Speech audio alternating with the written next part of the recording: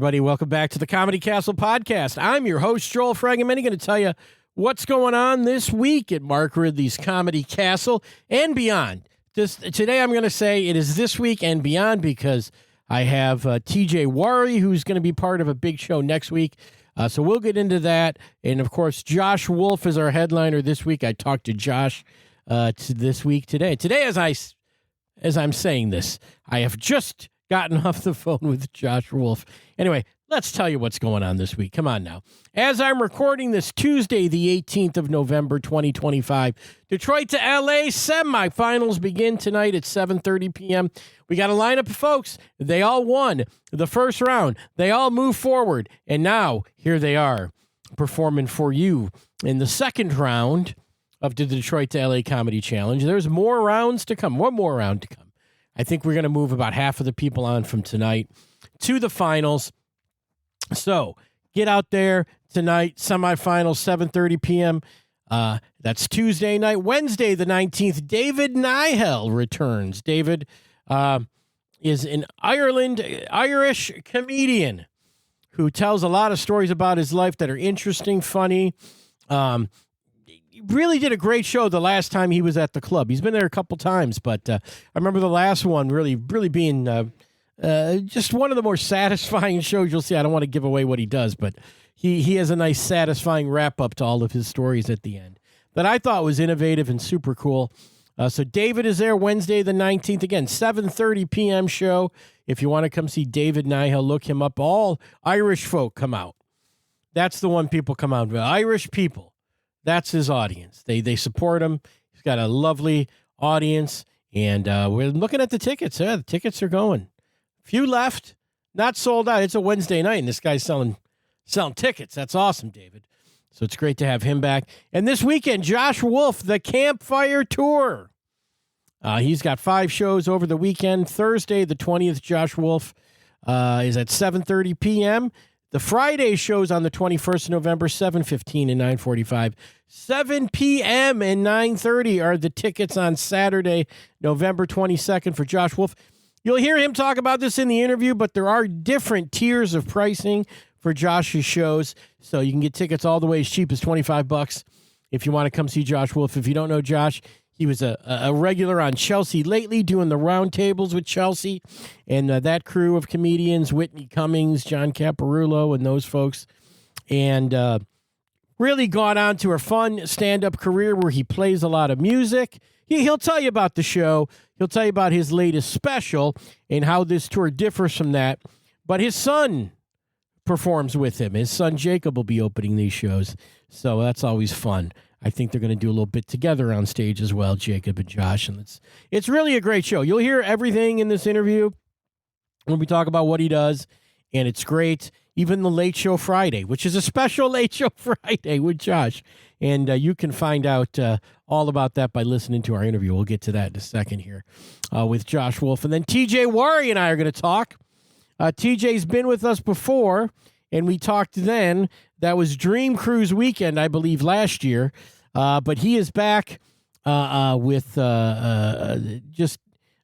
he's now part of the Urbana, Illinois comedy scene. They have a scene, believe it or not.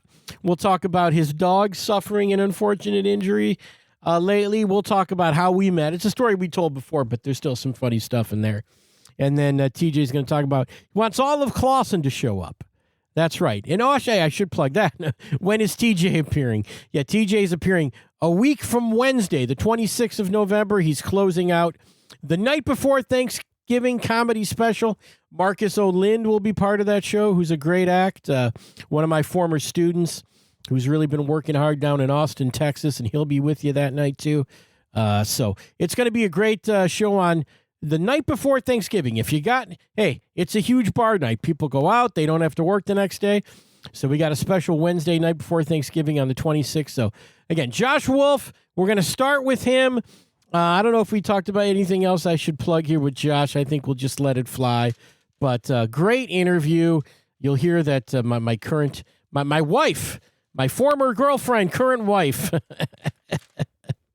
is a big fan of Josh Wolf, and he was very kind to her when he was here last time. So he's a super great dude to talk to. So kind, cares about his fans, cares about his family. Here's Josh Wolf. We'll just go right from Josh Wolf into TJ Wharry, and I'll join you after this. We got about an hour of stuff here, but they're fun interviews. You guys will dig these, all right? Here's Josh Wolf, everybody.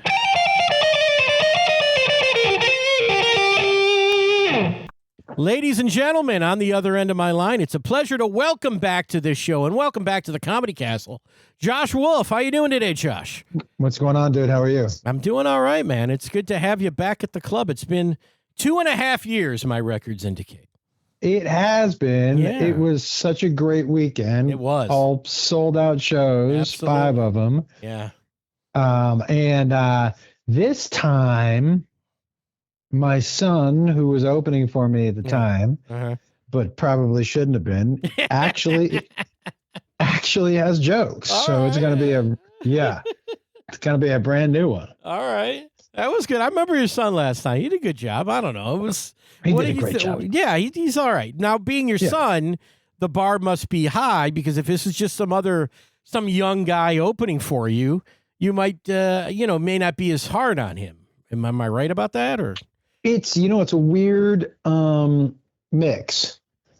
Honestly, for me, at this point in my career, you don't have to be funny opening up for me. Okay. How you do has nothing to do with how I'm going to do. Well, I think for most, talented headliners, people that are selling tickets to see them, that's exactly the case. I completely agree. It doesn't matter. Nope. Honestly, Are you annoying in the green room? If you are, you're not getting booked again. That's it. That's the whole, ask any headliner. If you're annoying in the green room, you're never getting booked again. You're done. Now, my son, not annoying in the green room. Oh, nice. So, but I don't encourage him to bomb, but I encourage him to take chances. Okay. Because he is unfireable. And so, right? Yeah, so he'll be your son regardless of how it goes. Fuck yeah. So he has like this green light that a lot of younger comics are nervous about not doing well, which should give him a ton of freedom to try things and experiment. And so, it's still, nobody got into this business because we felt good about ourselves. Yeah. So we're all kind of whores for the laugh. But when you get a little older and you realize, man, I know that laugh is there. So let me take a punch in the face and try this joke. You know? Yeah, that's nice. That's good that you give him that freedom to say, go ahead and don't do well tonight, or however you want to look at it. Yeah, just plus, take a chance. And I don't have to pay him as much, which is the big, because if I'm cheap with other comics, they'll spread it around. Who's he going to tell? Oh my good. So, all right, but is he? Let me ask you this now. No, not just being your opening act. Is he out there spreading his wings a little bit and getting some stage time on his own and with other folks? Well, not with other folks, because he's with me all the time. Okay. You know what I mean? And he gets so much stage time. So I do a residency on Monday nights here. Okay. Where's that at? So it's at Kimmel's. Okay. Nice. Right. So I do my residency here. He does that. Yeah. And then Thursday, Friday, Saturday. Yeah. He opens. So he gets that time. And then I bring him on stage with me at the end and we mess around together. So he gets so much stage time. Really, the only 2 nights he has off are Tuesdays and Wednesdays. And we travel a lot on Wednesdays. Okay. Yeah. So right now it's basically with me. But as I get older and start to trail off, he knows that he's going to have to put his big boy pants on. Well, that he could definitely do very well for himself with all that experience he had. And hopefully that's the case. I talked to a guy, how long ago on this show? A famous guy who his dad never encouraged him to do comedy. And I felt a little bit of bitterness from that guy that, and his dad's gone now. And he's like, my dad was this famous guy and he didn't really want me doing stand-up. I neither encouraged him nor discouraged him. Here's the first. The first time he ever got on stage, we were in Minneapolis. Okay. And I would have him come on the road with me just to hang out, and he would sell merch.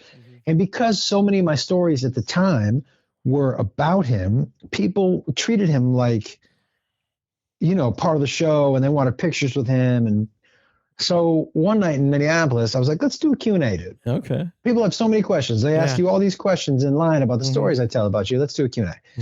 And it crushed. Because the people who came felt rewarded, and they got to ask him all these questions, and they could ask him questions about me and all that shit, right? Fast forward, we were in Austin maybe a year and a half later, and about 5 minutes before the show, I said to him, hey, I didn't want to freak you out, but you're emceeing this weekend. And he was like, what? And I said, so get your 10 minutes together, you're about to do it. And so and the reason I did that to him is so he didn't freak himself out all week. And he was like, what am I going to do? And I said, dude, I've been telling stories about you for a decade. Go tell a story about me. And he did. And man, look, honestly, first time on stage, what are you going to do? Right. But it was an entertaining story. And since that time, he's just been going up and crushing. Nice. Like really, really good. Really good. Right. So somebody asked me, are you scared he's going to be funnier than you? Yo, I hope he is. Yeah. I need somebody to have money when I'm older so they can take care of me. Yeah. Yeah. Well, do you have kids? I don't have kids. See, I'm constantly trying to decide which one of my 3 kids is going to be in line to wipe my ass when I get older. Because I know not all 3 of them are going to want to do it. Yeah. Right. So, but yeah, man, I'm excited to head back to Royal Oak. Yeah. And it's such a weird time in comedy, Yeah, I agree. It's the first time that I can remember, and it was only a matter of time, where, comics started chirping at each other. It was so kumbaya for so long. Yeah.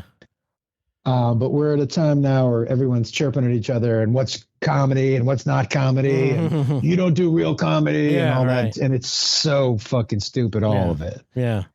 Well, all of it's all stupid, dude. It's all stupid because the bottom line is art, right? Right.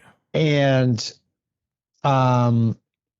there's something for everyone. So it's not for your fans. Cool. Sure, it's not for you. Cool. But you know who thinks fart jokes are funny? Me. Yeah.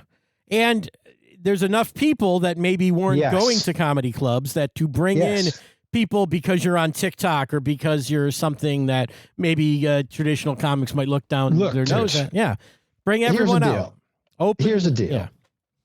At one point, somebody who was playing classical music was like, wait, they're putting lyrics to music now? That's so stupid, right? Yeah. Art changes as people change. Thank God, not all music sounds like Buddy Holly now, right? Right. Because it evolves as people evolve. It's not just Hank Williams doing country. Now there's black dudes doing country rap. Yeah, right. Because people and art evolves. So to be this person who's like, this is what stand-up comedy is, good, then do it like Bob Hope did it. Oh, you don't? Yeah.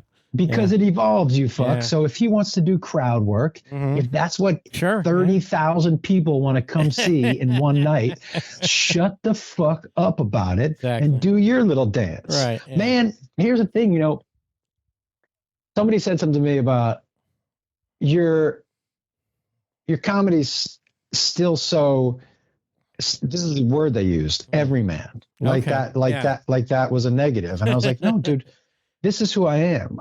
I tell you relatable things. And someone was like, well, I'm telling a story right now where I was really sick for like 35 days. Okay. And I was in the hospital and I had two nasty bacterial gut infections at the same time. And I'm talking about being on the road with Jacob and how great it is, but how also the negative is I don't get to hide. I'm not Superman anymore. He really sees me as human because we're together all the time, And so I tell the story about when the stomach stuff hit, I got caught in an elevator. Basically, with the stomach stuff, it was like within 2 minutes, I needed to be at a toilet or I was... Right? Yeah. So I'm telling the story about getting in an elevator at floor 1, having to go to floor 9, and people keep getting on the elevator. And me right? Yeah. Now, I had somebody be like, dude, you're too old to be telling those stories about blah, blah, blah. And my thing is like, look, man, I tell relatable stories Yeah. about my life. So people who go to work every day and wake up and be like, yeah, dude, but the thing about my demo is it's 18 to 70. It's across the board because I'm talking about things, my life in relatable, silly ways. Listen, I say all the time, if you are coming to a show to learn something, you've come to the wrong show. Yeah. They turn your brain off. I'm gonna make fun of people. I make fun of a lot of different people, but I do it in a very arms wide open way. So like the point is, don't poo poo on what somebody else is doing because you don't do it. Yeah. Your fans, look, Patton Oswalt fans would hate my show. Okay. Hate it. Yeah. But cool, because Patton is one of the best doing it and one of the best joke writers our art has ever seen. Good, you know? But so like, yeah, man, people come to my show. It's just a straight up ride. Yeah. It's fun. It's a ride. Yeah, dude, that's what it is. It's for people to come, turn their brain off, have fun, laugh with each other. And yeah, dude, I right now, my show is all wheels are on the tracks. Like it's so good right now. Nice. I'm so happy with what happens every night. That's wonderful, man. Yeah, your weekend two years ago sold out every show. Amazing. Yep. You were so kind to the fans. I got to give you credit on that one because I see all sides of that. But you were very kind. My girlfriend at the time was a big fan of yours, and you said bring her into the green room to say hi. Yeah. I don't know if you remember that. I do remember that. Yeah. And I have to say now, she is no longer my girlfriend. She is now my wife. So there. Congratulations, dude. Yeah, thank you. So, but she's a big fan of yours. By the way, you're welcome. I'm sure that's still the deal. I'm sure, like, hey, you got me to meet Josh Wolf. Let's go. Keep this train going. You might see her this weekend. So there you go. But I hope so, dude. Yeah, but she was like super fan, brought out all her friends, and just had the best time. And well, listen, it's even more of a show now. Okay.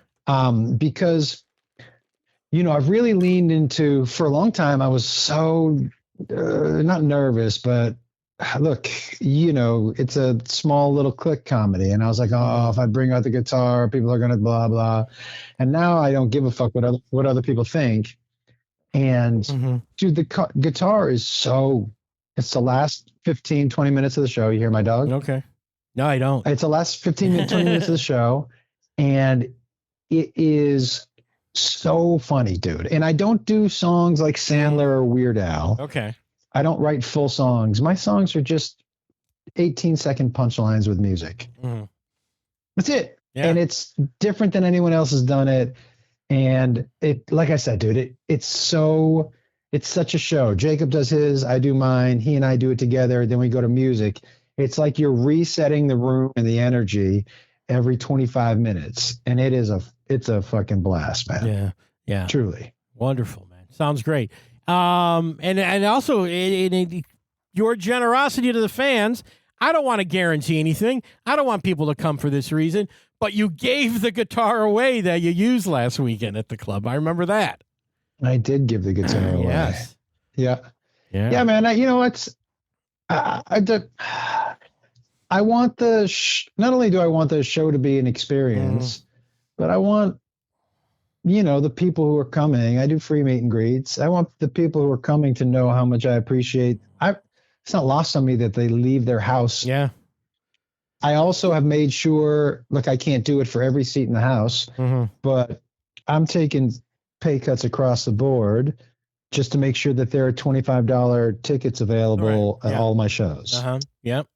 You'll see that on our website. If you go comedycastle.com, you'll see that you can pick a $25 seat if you want to get in. Yeah. Yeah. I remember being a single parent and not being able to go out and do shit. And it was a real bummer. And so I understand that people are hurting now. And I remember hurting. And I just want to alleviate a little bit if I can, That's nice. It's a great show. I am saying this as someone who's seen it live multiple times. Josh Wolf. Yeah. You got to come out. It's a fun night. And I see all the shows at the Comedy Castle, and yours is different.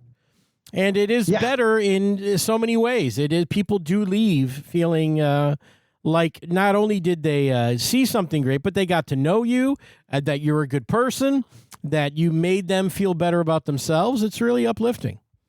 Yeah, you know what also is cool, man? I know, because I don't talk politics, the people who sit in my crowd span all over the spectrum politically, and sitting right next to each other and laughing with each other, because I'm not talking about the things that are going to get them to argue with each other. Right? Yeah, so, you know, I think that's really important to, you know, we start so many conversations now with what we disagree on. So of course they're going to be terrible conversations. Right. Yeah. But if that's not how it used to go, you used to find out common ground first. Right. So then you could be like, oh, my friend, he thinks a little differently than me here, but I know he loves dogs, and I know he helps the homeless, and I know, or whatever, all these things. Good. I know that we do our kids' baseball team together, all these things that you agree on first. Yeah. As opposed to you start on the things that you know you're going to punch each other in the face about. No, I think that's true. We agree on more things than we don't agree on. And no doubt. Look, there's a percentage of the world you're just never going to like, which is okay. Yeah. It's okay. All right. And those people get to run around in their own little areas. But most of us can find common ground. And so that I'm hoping that my show is common ground of laughs. Nice. Yeah. Well, it should be this weekend. It should be great. Now, tell me about the Campfire Tour and the Campfire Special, the latest stand-up special that you released on YouTube. Oh, there. Dude. So the special is maybe the most me, any special. And it's unlike any comedy special you're going to see. I bring guests on to do, it's about... My last special before this was called 4 Stories, which was just an hour and 10 minutes. And I just told 4 separate stories. And so what I like to change it up, man, that's how I stay interested. Okay. And this one's probably, I think it's an hour and 14. And I would guess it's probably 27 minutes of stand up. Yeah. And the other stuff is music and guests coming on. We have a, parody country band called Hard Country that I'm the lead singer of. They do a couple songs. It is so much fun, dude. Like legitimately, when I was editing it and was sitting there with the editor, he was like, man, if we can get it to 45 minutes, that'd be amazing. And we got it to an hour 14. I'm like, what else are we cutting? He was like, nothing. We just got to let it ride. Yeah. He's like, this is all so good. And it's a fun ride. And when the music starts, the energy just takes the fuck off. But I have Trailer Trash Tammy comes on and does a bit with me. A guy named AJ Wilkerson does a bit with me. The 2 men in a band called Little Big Town. So Jimmy Westbrook and Philip Sweet, they're my other bandmates in the Hard Country band. It is Jacob's there, Beth's there. It is a wild ride. And so the Campfire Tour is really just an extension of that. But starting in 2026, I'm changing the name of my tour. It made me laugh. Jacob and I were on a live, and somebody said, what are your tour dates like in 2026? And I told them, and I said, yeah, I'm touring hard. And I'm like, oh, that's the name of the new tour. Josh Wolf Touring Hard. All right. Yeah. Well, listen, we're looking forward to this one. What else have you? Okay, so let me ask you this, because I think we talked about this last time, but it's been 2.5 years. Are you still doing comedy on mushrooms? Yeah, every Friday night late show. So if you're interested, that Friday night late show this week will be the mushroom show. And it is, I will take 3 grams of mushrooms and see what happens. It's a good time. Definitely, if you've never seen one, I have people who buy tickets for the Friday early show and the Friday night show. Oh, wow. Because it definitely gets changed up a little bit. But the Friday night, it's so much fun. Because I never know when the mushrooms are going to hit, what they're going to do. The effects, for me anyways, with mushrooms vary so wildly. Yeah. Because a lot of it has to do with my mood or anxiety level or anything like that. So it is like, it's different than taking an edible and going on stage. It truly is like, oh boy, Oh my goodness. Yeah. I've never done mushrooms. I don't know. I couldn't imagine, but, well, you and your wife should come to that show. we'll see if she's up for that one. I'm not sure what her plans are at the moment, but yeah, a lot of people microdose and go on stage, and I'm like, what's the point of that? You might as well take some CBD. Don't be a pussy. Now, do you? Let me ask you this, because I believe mushrooms, and maybe this has changed since you were here, are now legal, at least in some parts of Michigan or some towns, and we have mushroom stores that you can go in. Is that a thing you'll find one of a local mushroom place, or do you bring your own? How's that work?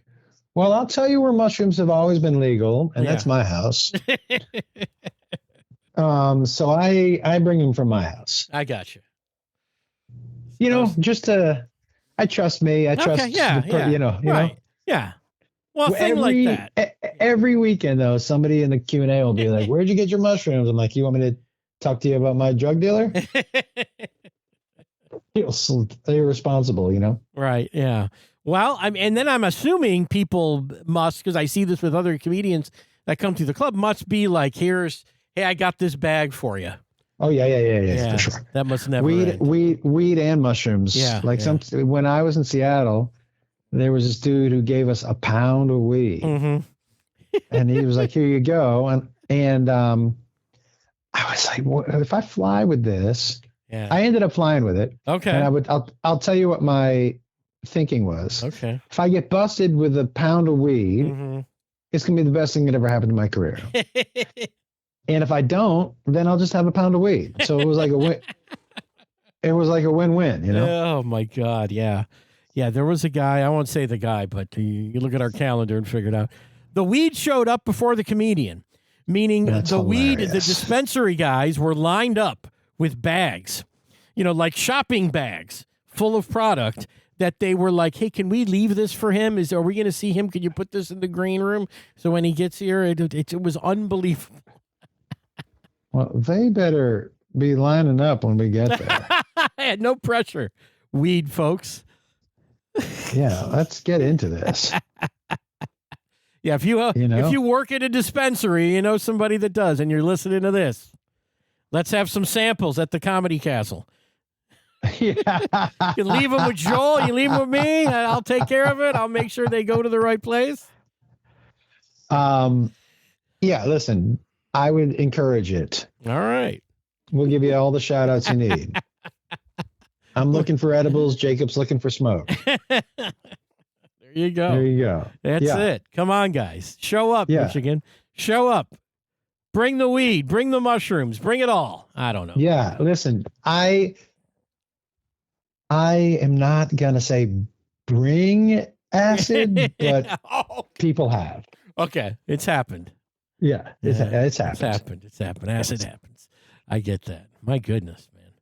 Man. But I think we filled in basically checked all my drug boxes: acid, mushrooms, weed. Yeah, right. Oh, and every now and then ketamine. But besides that, I'm sober. Yeah, absolutely. But it's funny to have this conversation now.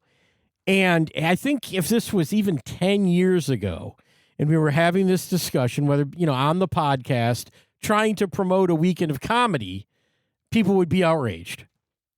Isn't that weird? Do you think so? I think so. 10 years ago, 20 years ago, for sure. Maybe, especially talking about mushrooms. Yeah. But I think the people are now realizing that people can use drugs recreationally and people can use drugs to actually help them. The benefits of some of these medicines people are finding, and that it's not, we all have like some, 70-year-old aunt who's used an edible and enjoyed it. Yeah. Yeah. Well, here's the truth. Everything in moderation, I think, is fine. Right. But can you keep it moderate? Mm-hmm. And most of us with drugs can't. Yeah. Yeah. Well, you seem to be doing all right. I don't know. best I can appreciate it, dude. From here, it looks all right. Thank you. Yeah, I mean, I'm holding it together. Absolutely. Yeah. I haven't. You know, you're not Andy Dick. You know, you're doing no, dude. I haven't missed any payments, or I'm keeping it all together. I'm still married. My kids still like me. All that stuff. Yeah. I may, forget appointments every now and then. Right. Or not know where my keys are, so I just decide not to leave the house. Yeah. But that seems like normal human stuff. Sure, absolutely. Don't you think? That could be getting older. Yeah. Yeah, dude. Yeah. That's. Oh, by the way, also, you know what else I've really leaned into, and I've always done this my whole life, but really leaned into as I've gotten later. I try to act as stupid as I can, so people have really low expectations. And so then if I do say something kind of smart, they're like, it gets amplified. It's like if you go to a movie and you think it's going to suck and it's okay, you actually think it's better than it is. So the same thing, if you're like, this dude's really stupid, and I say something semi-smart, they're like, he's like a genius, Yeah. Wow. That's life advice right there from Josh Wolf. You're welcome. I like it. Dude, you're welcome. Well, listen, man, this weekend's going to be a blast. I'm so looking forward to it. I'll see you there. I want to see the weed, folks. I want to see everyone show up. Come on, $25 tickets, or you can even spend more, sit a little closer, whatever you want. But it's a fun wherever you are. It's a good time, I promise. It is a good time, and I'm endorsing it as well. Josh, thanks for talking to me today, man. It should be a fun weekend. You got it, dude. I appreciate you. Good talking to you. Absolutely. And I'll see you this weekend. See you Thursday. All right, man. Take care, Josh. Later. All right, bye-bye. Bye.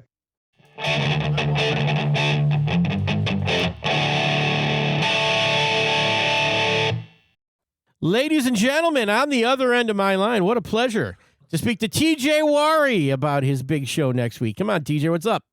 Hey, how's it going, Joel? How's it going, everybody? Great to be here. Thanks for having me. Going great, man. Another appearance at the Comedy Castle for you coming up. Oh, I can't wait. It's my favorite club in the entire world. Did we talk before your headline appearance? Yeah, last time. Yeah, we did. Yeah, it's your second time on the show. I'm like, man, this is so fun to talk to TJ on the show. And it's like, we talked on the show already. It's so cool to get to be on it, even once. Now a second time. This is great. The thing is I try not to repeat myself with, stories that we maybe told the first time. We maybe don't want to go through those. So I'm trying to, maybe I'll have to look at my guide. Because the other thing is that when you're in town and you're at the club, you and I spend a good amount of time just shooting the shit anyway. Yeah. Yep. So then it's like, you do. Yeah. So it's like, where does my private conversations and the podcast, where do those collide? Don't know. Yeah. But we got, the night before Thanksgiving. That's always a fun night. Big bar night. Excited for that. Yeah. Clawson is known for, I'm originally from Clawson. Yeah. Clawson's known for the bar crawl on Thanksgiving Eve. Hopefully some of those people can pregame at our show and then go and do whatever. The show obliterated in Clawson. Show would be over around 9:00 and then they're off.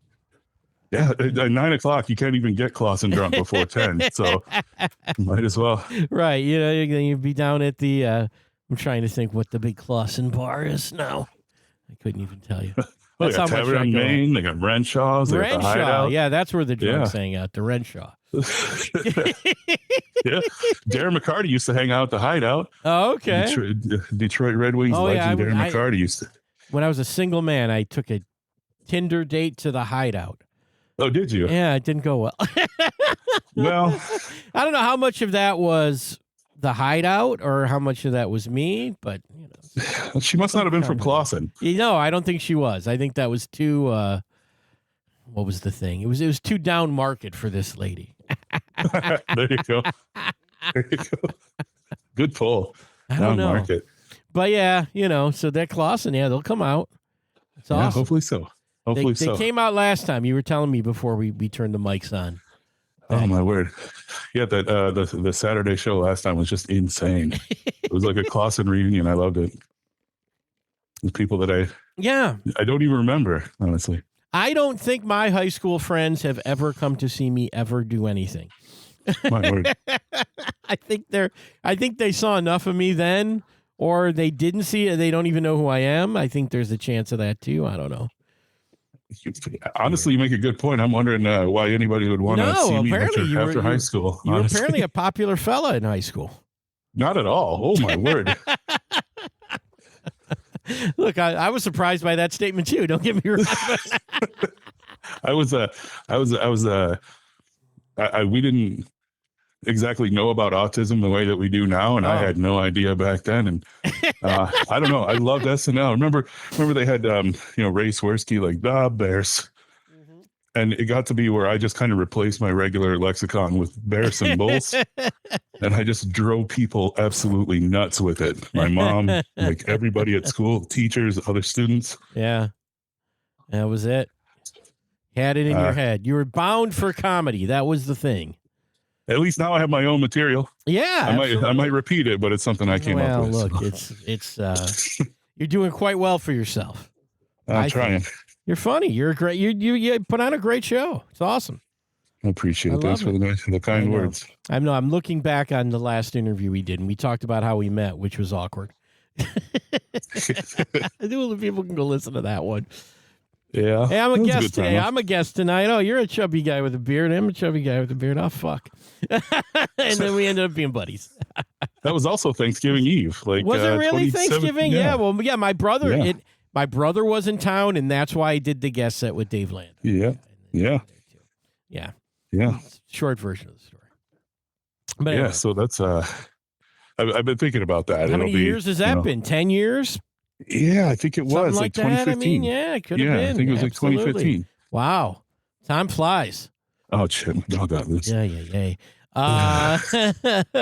So tell me about this. You were concerned as you sit here and speak to us today on this show. You got a dog down. He's got a bad wheel. Tell everybody what's going on with the pup. My dog tore his ACL a couple days ago. Yeah. Yeah. How did he do? What was he doing to tear an ACL?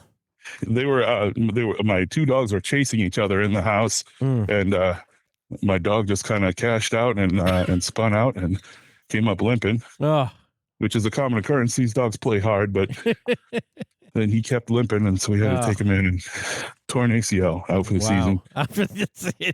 He's on IR. Yeah, he'll be on the sideline most Sundays. We're expecting him to be a contributor next season. Oh God! So, what is the current dog lineup in the household? Has that changed, or has that been consistent? We just got Frank recently. And then tore his ACL. So he's a true lion. We like to get him injured right away. Play hard and go on the shelf. That's the Dan Campbell way. Exactly. We're gonna play so hard, we'll rip our limbs off. Exactly. Yeah. So we got Frank. He's supposed to be 4. He's a big-headed Boston Terrier. Yeah. Just cracked 30 pounds. Nice. And then we got another 25-pound little girl Boston Terrier, Clementine. She's been ours since she was a COVID puppy. Oh, okay. Yeah. And she didn't like him at first, and now they love each other. Yeah, that's kind of how it goes. Yeah, we're 2 dogs for 8 months now with our second dog, Cleo, who's a little Shih Tzu girl who likes getting her own way, likes beating up the big old Yorkie poo brother, Baxter, and pulls on his ears. Yeah, I love the power dynamic from the little ones and the big ones. The little one kind of bullies the big one, and the big one can fight back and could destroy this little dog, but he doesn't. He cries and whines and jumps on our laps. And it's kind of weird, but it is what it is. Our groomer said, as we took them both in for groom, the groomer lady said to me, she goes, Baxter's ears have a lot of scar tissue on them. So that's how it's going. Even the groomer could tell that his ears are taking a beating. His big floppy ears. But we don't have any vicious fights like that. No, they don't do. I don't know. It's she thinks of him as another chew toy. Yeah. Yeah. Well, they both see me that way, but not each other, I guess. I guess maybe they have like a mutual respect amongst dog things or something like that. Well, the Bostons don't have a lot of stuff to grab onto, maybe, right?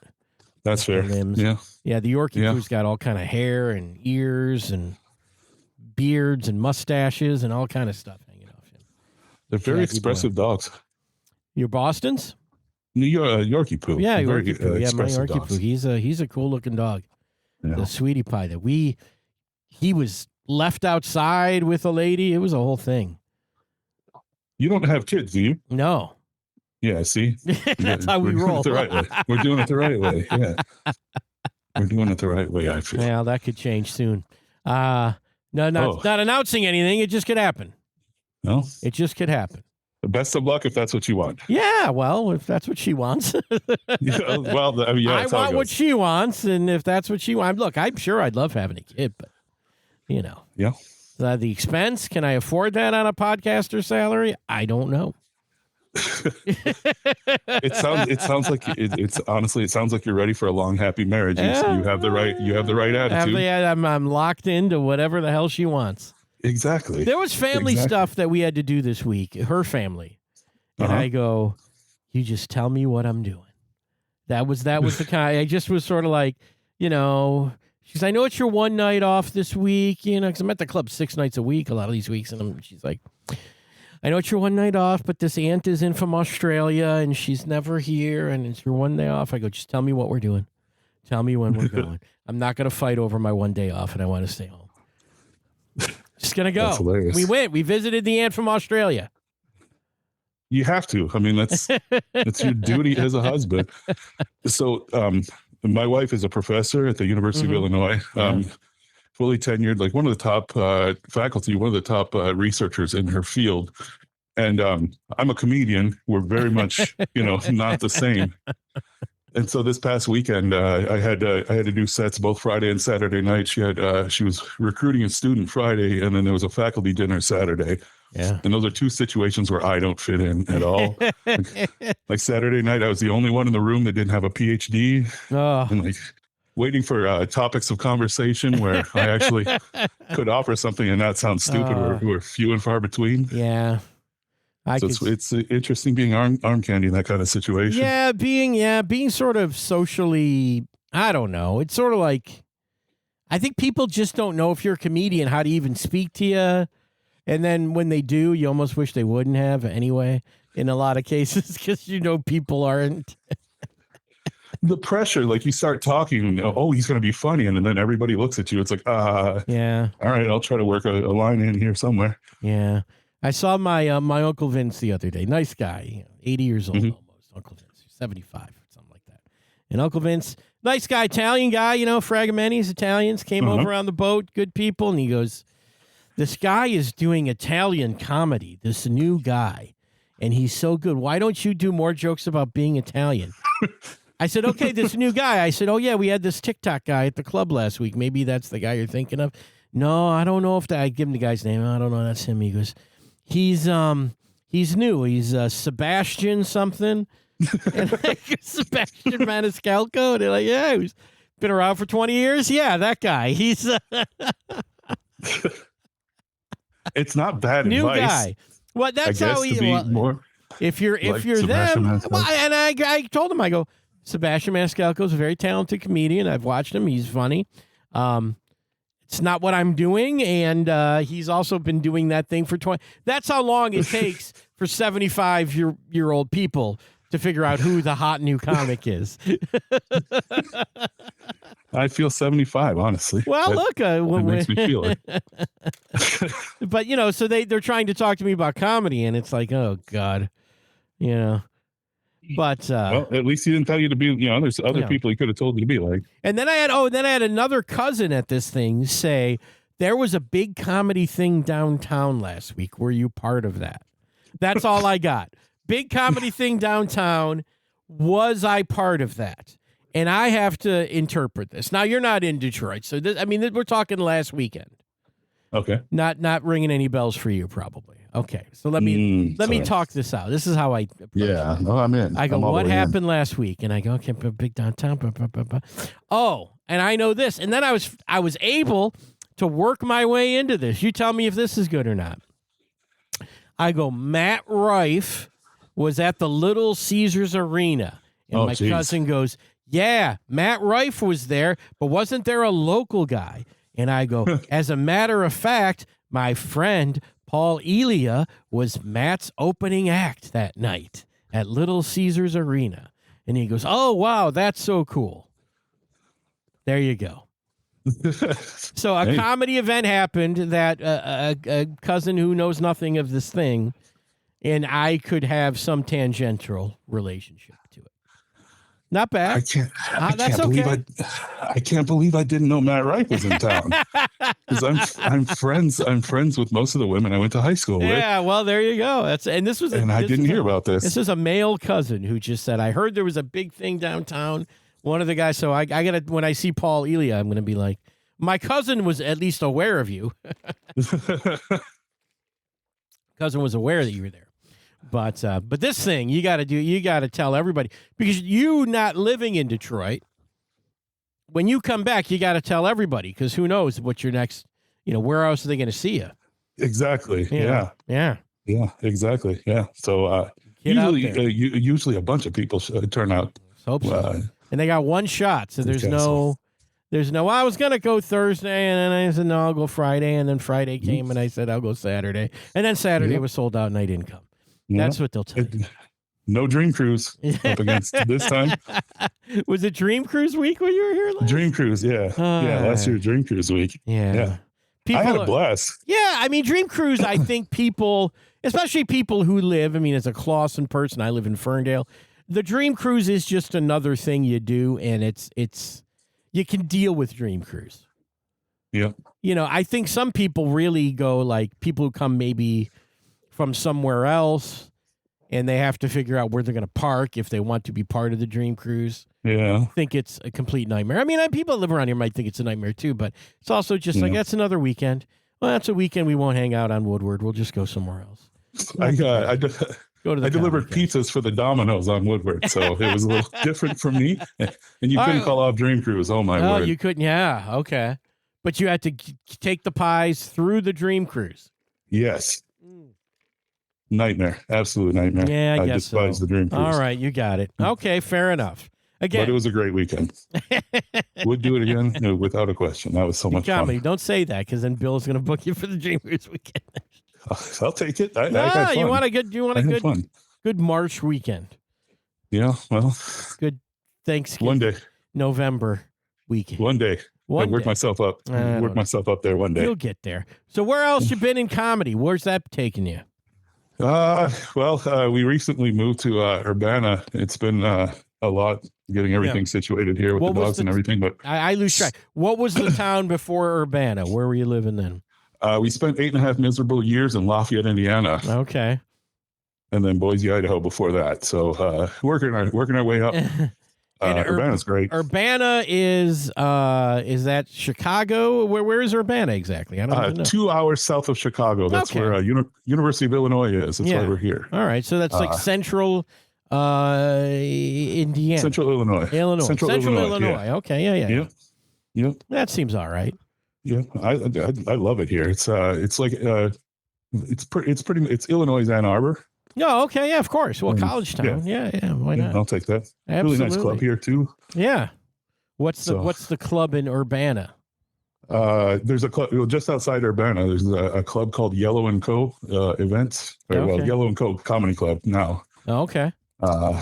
Doing comedy. I think 3 weeks a month. Mm-hmm. And amazing turnouts. Nice. The club is fantastic. That's great. I've never had a club where I live, or not since Boise. So it's really nice to have a place to practice when I'm at home. Absolutely. Do you produce in anything comedy wise? Putting on any shows? I'm in the planning stages of a festival here. Probably shouldn't announce it, but there will be a festival here. There will be a couple of venues. Nice. I produced a festival when I was in Lafayette, and another one when I was in Boise. So it's just kind of something I guess I do. So yeah. And you enjoy that? That's all right. Or is it too much? It's a lot of work. I know from people that do it here.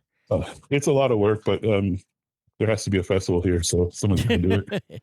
There has to be one. Willing this into existence. In comedy, that's kind of how you have to do it, especially in a small town. Yeah. Yeah. You got to do it, and then they go, you have to believe in it, and then hope that people show up, and then, Yep. They That's do, exactly and then they do until they don't, and then you do something else. They do until they don't. They do until they don't. But that's exactly true. right. I mean, I've played enough places over the years where I just remember wall-to-wall crowds. I just remember, oh my God, that place was jam-packed. And I don't remember the bad weeks, but they certainly would have bad weeks, some of these clubs. But, a lot of comedy clubs that I've found historically, it's not even about the numbers. It's not even about, will people stop coming? There's money going out the door in other ways, or they're attached to some other business that failed, or the guy just wants to divest himself of things, and it wasn't a real desirable thing to sell. So, yeah. Or the owner doesn't like comedy, the idea of comedy. the owner not like, well, usually the owner, it certainly, I have found that owners who like comedy are way more successful than owners that don't like comedy. Absolutely. And I don't know if that's just because, well, hey, we're not doing great with this right now, but I love it and I like to have it here, and it can be my sort of passion thing, and I can go watch this and it brings me joy. Maybe that is more helpful than guys who are like never at the club, guys who are, just not even, don't even know who you are. I mean, that'd be the worst. You walk into a club and like the owner's there and like they don't even know who you are. Like, come on. It's almost every time I walked into a club. But I mean, even did you ever meet him? No, I've never met him. I've been here 27 times. And it's not like, look, Mark Ridley, people say, well, I haven't met Mark Ridley, but Mark knows who you are because Mark watches all the shows and he's booking and he's doing all that stuff. And I probably had some communication with Mark at some point, but they're people who are, I've never spoken to, never talked to on the phone. And I'd be at their club for the 17th time. Yeah. What the hell's with these guys? And then, of course, it goes away. Yeah. You're absolutely right about Mark. The first time I met him, I felt like we were old friends. Yeah, absolutely. You should. He knows who you are. He knows what you do on stage, and he's a fan of it. And if you're there, if you're there, he likes you. Thank you. Well, if you're not there, maybe he doesn't like you. I hadn't even thought about it that way, but if you're there. If you're there, he likes you. Yeah. For sure, yeah. I mean, Mark also is a business guy. Mark is like, well, if they sell tickets and, this guy, you got to, I know it's not great. Kind of hold your nose, dude. That he never said that, but I think that's sort of that attitude too, is you just kind of, especially nowadays with, people headlining shows, TikTok people. Yeah. They'll headline shows, and it's like, I mean, we had a TikTok person not that long ago at the club, and I was talking to this guy, and I've been doing stand up for a year and a half, he told me. I mean, and he sounded like a guy who's been doing comedy for a year and a half. And, the audience, I don't know. They bought tickets. I don't know if they liked it. Didn't talk to him after. Whatever floats your boat, I guess. I mean, it's good for clubs that kind of thing exists. Yeah, absolutely. For off nights. But it's also a thing where people want to see you and just take a picture with you. They just want to say they went and they took a picture with that guy who they've watched on their phone. They're making that real. There's something about that psychologically, to take something from your phone and manifest it into real life. And when you go and see somebody like that, that's the thing that happens. But as far as the show being good, I don't know if nobody cared. Well, I mean, what better, honestly, as a performer? Yeah. I mean, I put a lot of pressure on myself to make the crowd laugh. Yeah. But if you're the kind of person that you don't care and you just, I mean, what a mentally freeing. Well, TJ, look, you have spent years making yourself a great comedian, and none of that matters. It's completely inconsequential to the reason people show up. I wish that wasn't true. Well, I'm exaggerating. We're having fun, slightly. But yeah, I mean, slightly, no, a little bit, but yeah, I mean, if you were some, if you had some TikTok or you were doing hot takes on stuff or whatever you do, there you go. That can be a thing. That can be a reason people want to show up. Yeah, people think we know why people want to show up, but if you actually look for who people show up for, it's usually not that reason. So you're telling me that I just don't talk enough shit is basically what it is? And if I start having some hot... I don't even know. I couldn't even... But that's the thing, too. Once people do a thing and get famous for it, you can't also be the guy that does that thing. Yeah. Because then you're not original. You got to somehow just do something stupid and hope people like it. And it seems like a lot of work. I know. And then it's like you have to feel stupid doing the thing that's stupid. And I feel stupid enough as it is. So. Well, you shouldn't feel stupid. You got a great career. You got a great life. You're doing all right, my friend. I appreciate that. Well, I mean, being married to a PhD, you're never going to feel... Absolutely. Your wife's amazing. Come on now. Yeah. And she supports your comedy, seemingly, at least. She sure does. Yeah, she's giving you shit about it. Yeah, that's nice. Yeah, she sure does. Yeah, she turned out a bunch of people. I headlined the club here last week, and she turned out 65 people. That's awesome. It was all faculty. I know. We did my student showcase a couple weeks ago, and my wife brought a table of like 8 people to see the students. And then, of course, I was sort of had a little, gun to my ribs to do a set that night, and I did. Because I don't normally perform at my students, but I will in a pinch. And she goes, look, if you perform, I'm bringing 8 people. If you don't perform, maybe not. Well, how supportive is that? Not only is she offering to turn out people, but only if you perform. Only if I perform. Only if you perform. That's a good wife right there. Show up. Yeah. It's like, oh, no, these are my students. You'll enjoy these people. I've worked with them for 6 weeks in this class, and they're all different, and I got special guests. Nah, we want to see you go up there and do your thing. So I did. It was fine. But she brought people. Again, that supportive wife, man. Absolutely. She's out there in the workforce. My friends are comedians. You tell them I got a show. Watch their eyes glaze over. That's what they want to see. Exactly.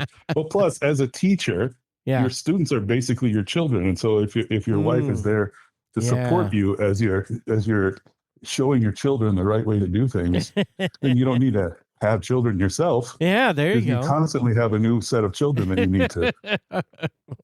Like, how are your own children going to have? That's right, a rotating, panel of children that you Shanghai into coming to your shows. It's the key to comedy success with TJ Wharry. Panel of rotating children in today's political climate might not be the best way to sell that, but are you doing anything? The verbiage. You doing anything political in the act nowadays? Me, I mean, I talk about supporting my wife, supporting women, and stuff like that, which has become political, but otherwise. I try not to divide the crowd too much. Oh, yeah, I agree with that. I think people now, though, are starting to feel like, there's parts of what's going on in America that no one can agree with. Yeah, people absolutely. talk about the price of, I went to the grocery store and left my left nut there and picked up my groceries. Whatever, people like that kind of a thing is a thing that you see people across the spectrum agreeing with at this point. Absolutely. It's tough times. I should get more political, I guess. I don't know. Yeah, well, just I always think when I say to my students, and then I'm like, well, if you say what people are thinking, they're going to laugh at it. Yep. And if people are, whatever, if they feel that this political situation is dire or it's ridiculous or something happened, then you shouldn't worry about offending people because that's what they're thinking about. But what do I know? Yeah. As a guy who doesn't do politics. When I started out in Boise, it was a very, very, very conservative area, and there were a couple of leftist comics that would openly talk about taking people's guns away on stage, and they did really well with it. Oh wow! In a place where guns are legal to bring on campus at universities and high schools. Yeah. Jeez. Did well. Yeah, Idaho. It was inspiring, but then I was like, wow, that seems like a lot of work to get to where you can talk about something that the people you're talking to hate and still enjoy it. Yeah, that's when you're good. Yeah. That's when you're good, when you can make people who don't agree with you, at least for the moment, laugh and acknowledge that, hey, that's funny, even if, I'm not voting with you, but hey, that was good. Yeah. My problem, I started stand-up because I had a crazy life that I needed to try to figure out how to put in words. And so I'm still, it took a long time to where I felt like I was good enough to do some of these stories justice. Mm-hmm. And so now I'm trying to get those stories out. And then you're still maybe when I feel like when I feel like I've exhausted everything interesting about myself, then I'll branch out into talking shit about politics. Are you still mining your youth? Are you still coming up with stories that you hadn't told on stage yet and finding a way to make that into stand-up? It seems like, all the time I'm like telling a story to my wife. I feel like, we've been together. It'll be 23 years this, the night of the show, 23 years. And I feel like I've told her every story like 80 million times, but every once in a while, like, oh, you should tell that on stage. I'm like, really? Yeah. And then sure enough, she's right. So she's right. There you go, man. That's awesome. Yeah. Speaking of, you mentioned Dave Landau earlier. That's his whole book is about being dumb shit he did as a kid. I didn't hear the first part. He's got a whole book out now. That's basically that. Who's this? Dave Landau. Oh yeah. I haven't read the book yet. I haven't either. But I mean, that is the thing that he's doing, and of course, he's told so many of these stories as part of his stand-up over the years. And Dave's, definitely being like, hey, I was this, troubled boy, and just had these things that, when you tell them as a responsible adult now, they're hilarious. But at the time, weren't really funny to anyone. His White Castle story was very relatable to me. The White Castle story, absolutely, all of those things. Yeah, the first time I saw him on TV, he told that story. I was like, oh, wow, this is... I reached out to him, asked if I could open for him like that night. That was it? That was the origin of that? Yeah, and so he let me open for him at the club in Boise. Nice. And then he's like, well, I'm going to be doing shows at the Castle. You want to come do a guest spot? Nice. There you go. And so did my first guest spot, Thanksgiving Eve, 2015, I think. All right. There you go. Well, there it is. Comes full circle. And then you ran into me. Exactly. And none of it would have happened if you hadn't told the story about throwing cheeseburgers at people at an undercover. Throwing cheeseburgers at an undercover cop. Not, what was the line he says? Not legal tender for prostitution. Technically money? Not technically, yeah. Cheeseburgers are not technically money. Something like that. Something like that. He does it better than we do, but that's great. Absolutely. Oh, but man. yeah, if it hadn't been for that, I never threw cheeseburgers at an undercover cop. Like, there's still time. That's a good point. All right, you come back to Detroit. In addition to the Comedy Castle, where else you going? Where are you visiting? What do you miss? Where do you want to go? Where do you go? The day I get there, on the way in, every single time there's a place in Canton. There's another one in Ann Arbor called Pancheros. Okay. It's a burrito place. Fell in love with it in college, and any opportunity that I get to get it, I can get it. So when I get there, the day I get there and the day I leave, I'll get that. Nice. I still love Hungry Howie's. I got to get that every time. Okay, because you're not getting Hungry Howie's in Urbana. I take it. Yeah. I did Lafayette for a couple of years. Yeah, I was going to say, yeah, they've spread out of Detroit, but not that far. Okay, Hungry Howie's. All right. We'll let that one slide, but okay, Hungry Howie's. Hey, Hungry Howie's, get the Cajun sesame crust, get it a little extra well done. It's really good that way. Hungry Howie's definitely does things. They do stuff different, but I don't know that I like I like what they're doing. No. If you're away from it long enough, you might find that you actually crave it. I think that's what happened to me. That absolutely could be the case. That is Hungry Howie's, the default. Dave, the manager, buys his pizza at the Comedy Castle for the staff and really doesn't give a shit. That's the official pizza for that when that happens. Fair enough. Yeah, go in the back. There's Hungry Howie's, and we're like, oh, fuck. Just universally, the staff is like, oh, God. Really? This? Again? All right. Like it's a gesture, but maybe not the best one. Oh, man. You're giving Hungry Howie's a little too much smoke. I am. Well, For me, it'd be Jets, but we can get Jets here. You can get Jets there? Nice. Yeah. I auditioned to be in the Hungry Howie's commercials, I'll have you know. Oh, yeah? Yeah. They did not take me. You would have made a pretty good Howie. I think so. Well, it was like two guys working in it all. It was sort of like, I think it was really based on like The Office, sort of. That was kind of the vibe. And the guy that sort of got it and kind of got a little popular doing it was a guy named PJ Jacos, an improv guy from Michigan, who I'm friends with now, who I've met and since become friends with. So I think they made the wrong call on that. I don't, what can I tell you? There's still time. Let's do your next campaign, Hungry Howie's. I'm a guy at work who shows up in the employee break room to find a Hungry Howie's pizza, and I'm delighted. Exactly. I remember you telling me how much you love Hungry Howie's pizza. Oh, yeah, well, every opportunity you get. Since that first night we met with Dave Landau, I've been talking nonstop about Hungry Howie's.